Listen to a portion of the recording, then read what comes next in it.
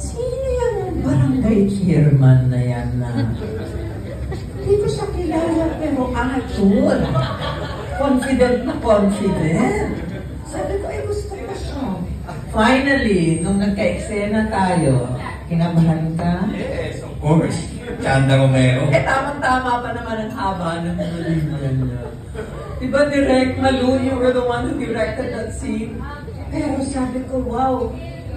Sabi ko, saludo ako dito after the scene. Grabe. Sabi ko, ang daming nuances, napaka-fresh ng apa. Wow. Grabe. Parang, iba kasi pag hindi mo masyadong pinaplano.